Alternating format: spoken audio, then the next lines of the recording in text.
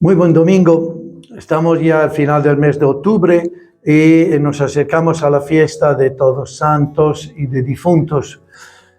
La semana nos ha entregado escenas internacionales que de verdad siguen con mucha preocupación por el enfrentamiento entre Israel y Hamas, en realidad más que Palestina, y con toda la problemática de los bombardeos continuos en la Franja de Gaza y los rehenes que están presos de Hamas, con la ayuda humanitaria extremadamente necesaria que no se logra hacer entrar, y la preocupación que la ayuda necesaria sirva para la guerra en vez que para ayudar a la población civil. Misma situación de preocupación la vemos en la guerra de invasión de Ucrania, que continúa este tambaleo sin llegar a ninguna apertura todavía a soluciones diplomáticas que sean viables hasta ahora.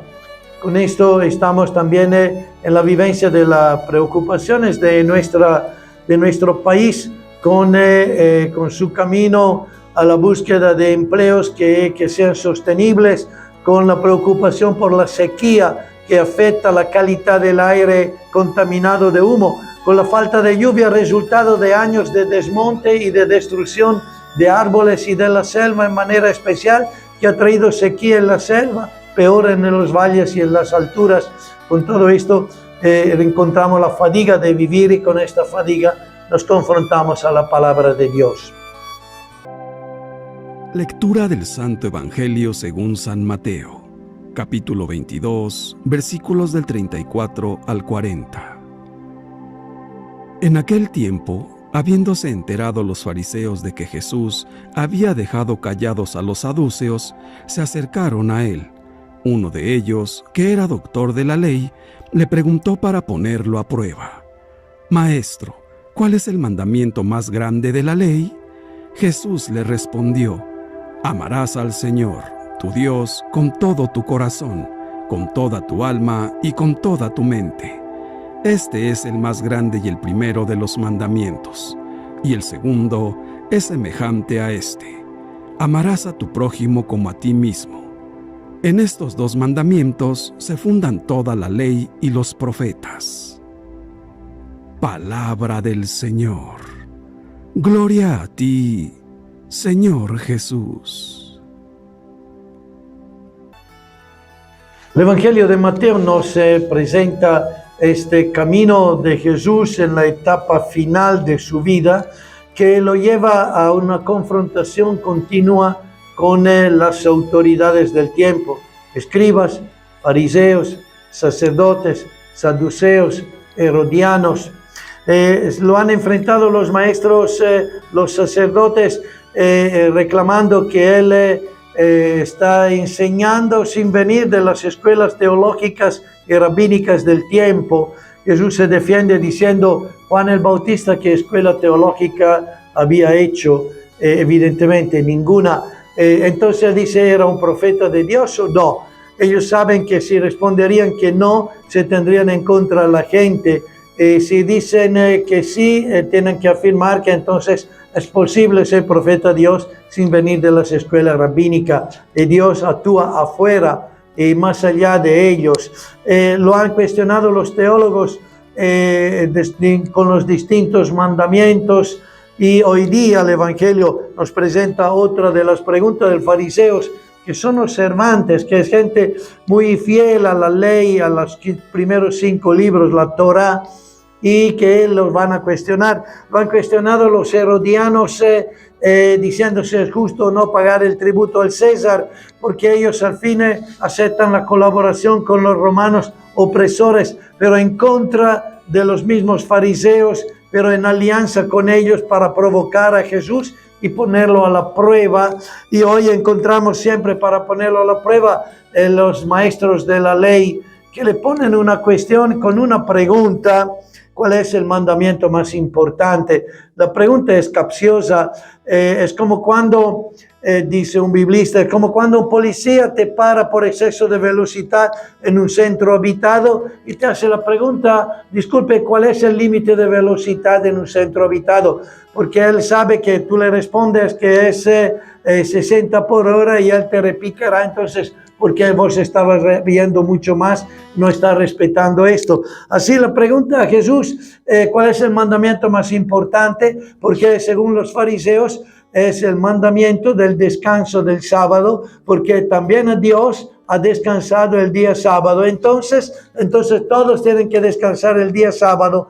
Ellos cuestionan a Jesús porque Él es libre también del sábado.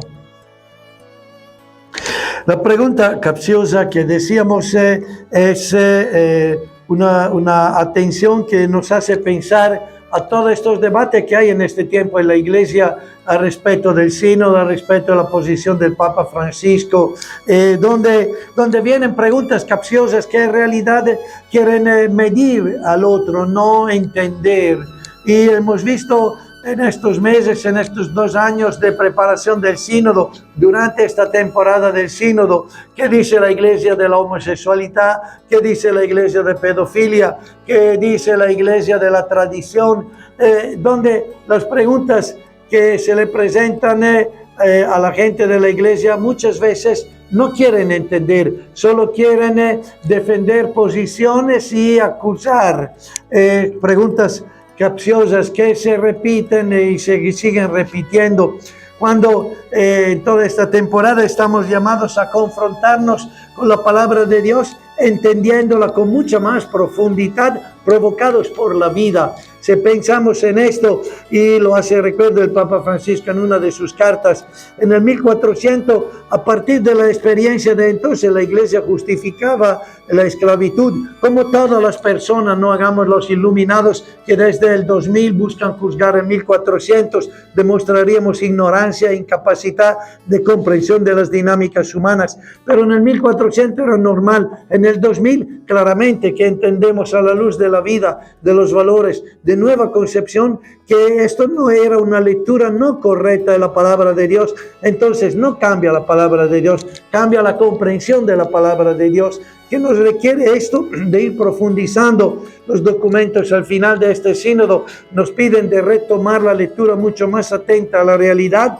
y a la verdadera tradición de la Iglesia, que era capaz de iluminar la realidad con una lectura mucho más profunda a partir de la provocación de la realidad, que requería entonces de ir estudiando, de ir reflexionando, que de ir rezando la palabra de Dios. Tarea que tenemos hoy día en respuesta a quienes quieren solo poner preguntas capciosas, que ya han decidido rechazar posiciones o confrontar posiciones o ir más allá del decir no nos interesa la fe o la Iglesia.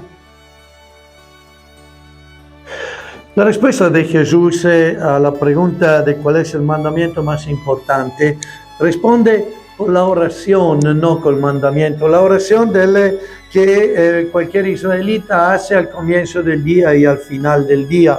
Amarás al Señor tu Dios. Este es el mandamiento del amor. Y lo tienes que amar con toda la radicalidad, con todo ti mismo y entonces con todo tu corazón, que es donde están tus sentimientos, tu amor, con toda tu alma, con todo tu espíritu abocado, volcado en las manos de Dios, con todo tu espíritu que es con este corazón abierto.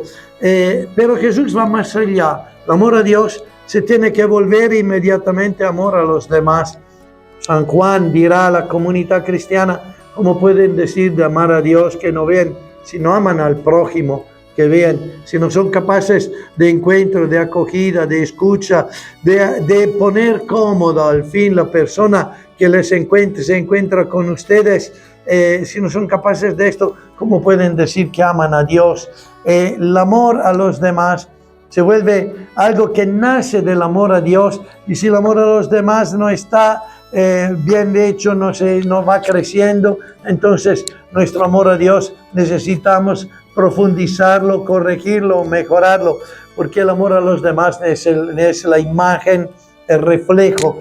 Amamos a Dios y amamos a las criaturas, y en esta temporada nos hace pensar al desafío del cuidado de la naturaleza.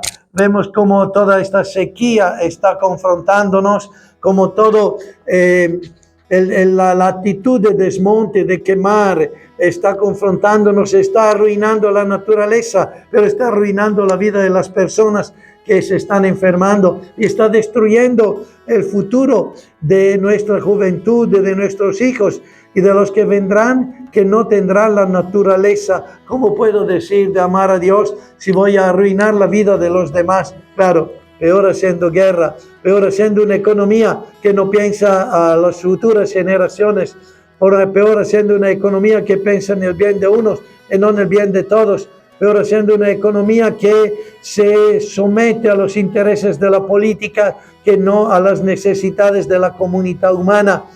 A mayor razón, entonces, este amor a Dios tiene que traducirse en un amor y en un servicio verdadero a los demás.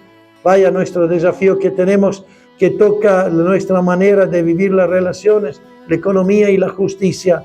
Pidamos al Señor que esta decisión por Él sea una decisión por una verdadera humanidad. Buen domingo a todos.